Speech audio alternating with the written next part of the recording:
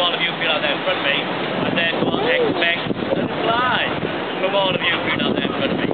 We'll try it again. Good afternoon, everybody. Welcome to Her Majesty's Royal Palace and Fortress, the Tower of London. I am your modern camera girl. My pleasure this afternoon to escort you around the town. I'm going to take you around and point out some historic buildings, telling you some of the tower's 900 years worth of history. I'll tell about kings, queens, prisoners and executions. Now, it's not a history of the tower. We're back in the year 1066. William, the Duke of Normandy, better known as William the Conqueror, he defeated the Saxon king Harold II at the Battle of Hastings, and he was crowned King William I of England on Christmas Day of that same year, 1066. Yes. That would not have been the end of it, as he still continued to fight. Unique conquered English subjects did not take too kindly to this French Norman domination of their land. So it was only after a further 12 years of battle before William fell sick. He was then looking for to make him bread and overall the citizens of England and London. So he decided to build on a site here, inside the eastern city wall where once a Roman fort had stood. And in the year 1078, 12 years later. And in the year 1078, he authorised the building of the first royal palace of kind to be built in England, which we all know today as. Which we all should know today as the White Tower. You're not very good at this, you are, really. Now the White Tower is situated in the centre of the ground, beyond those rooftops just over there. But there isn't any point looking over there. Can't see it from here. I'll show you that later on. Now, over a period of 200 years that the successive monarchs should continue on to the White Tower's defensive system.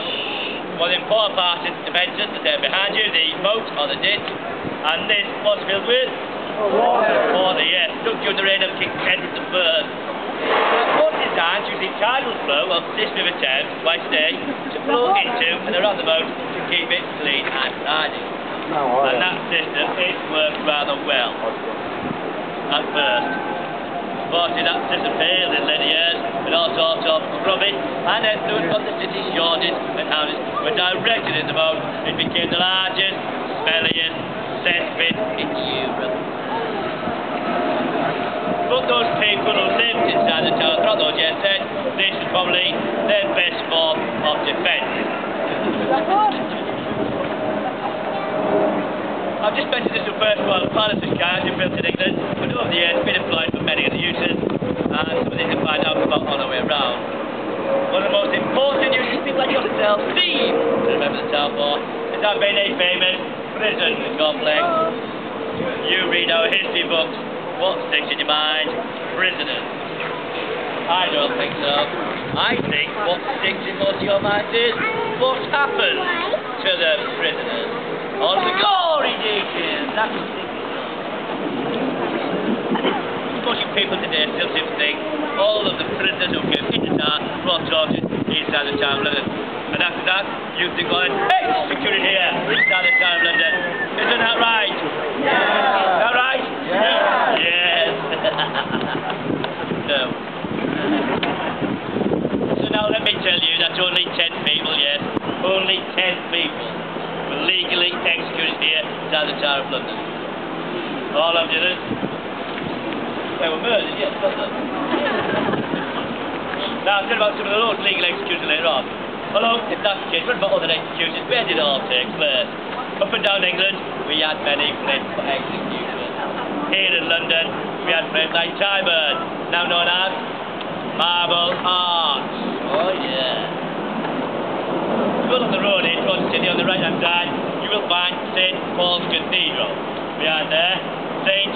Bartholomew's Hospital, and right next door there, a place called Smithfield Market. Sent prisoners there from the tower for their execution. Prisoners like William Wallace, Braveheart, Have we heard of him? Yeah. Of course we have. He was an Australian Scottishman, wasn't he?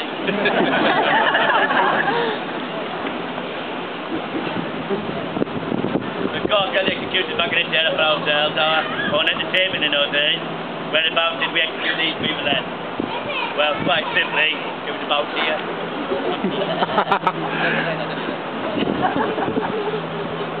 Turn down, look up the hill. Turn down, look up the hill. Look at the hill. Look at that building in the centre.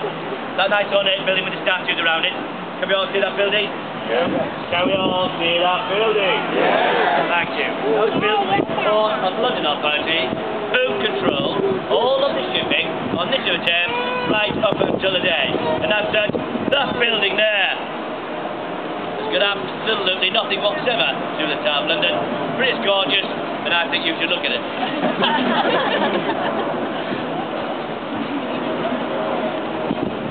And with the building also standing a nice landmark. So let me tell you about the open air balloon front as you look at it. That's anywhere those trees are. You've got very much to do with the town of London. That is the garden up there known as Trinity Green. Standing in the site we know as Tower Hill. But this was a site where many of our executions went to take place in the 14th and 18th century. Of course, there's much consternation in the city when King Edward IV decided he would have a permanent scaffold erected there in 1465. No fewer than 75 men of noble birth went to lose their heads up there by means of the block and first victim of a man called Simon Sudbury, Archbishop of Canterbury, murdered up there at the hands of the peasants in 1381. His crime? Well, he introduced a poll tax into our country, so he gets no sympathy from us whatsoever. And by a remarkable coincidence, the last man to be publicly executed there by means of the Blockhead Act in April 1747 was also called Simon Fraser, Lord Lovat. He was an 80-year-old Scottish lord who had fought the Second Jacobite Rebellion alongside a man called Bonnie Prince. Now get back towards me please, close it again. Close it out the back, let people get in and out, close it folks, so people can move like that, so get in. As you can tell, my tour is a little bit interactive. I like you to join in. Nothing too energetic or physical. I don't want you jogging on the spot. I don't want you doing any press-ups. All I want you to exercise is this up here. Yes, I want you to exercise your mind. I want you to cast your mind. I want you to think. I want you all now to imagine what it's like around here on days of execution.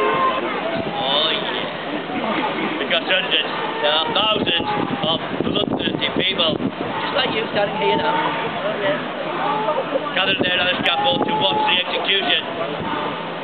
The prisoner was escorted out of the tower, escorted from their cell, across the ground, along these pathways here, out of the gates, across the drawbridge, up the hill, past the ticket office, into the gardens at the top.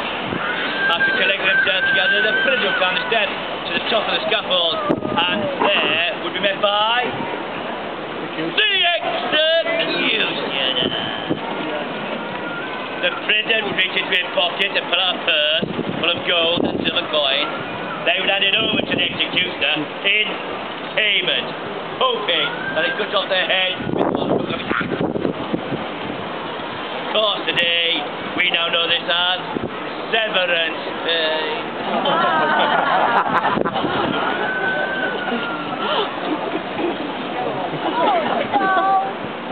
But just in case there are Americans out there, Americans also take note, it was the first form of tipping.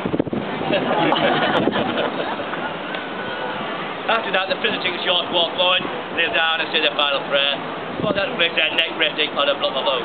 It was done on a word, nod, or some kind of sign that the executioner would merely spring down his axe. Hopefully beheaded his victim without bearing one stroke.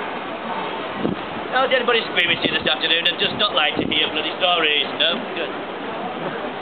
Because after that, the executioner would have to reach down and pick up a severed, still bleeding head, raise it aloft, we all assemble crowd to see. He would turn to you and proclaim, "Behold, the head of a traitor, so die all traitors. God save the king." Crowd cheered.